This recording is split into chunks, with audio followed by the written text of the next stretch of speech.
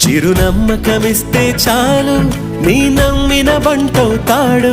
తన ఊపిరి వంతెన చేసి పెను కడలిని దాటేస్తాడు నీ తెల్లని మనసుకు చల్లని చూపుల దీవెనలిస్తాడు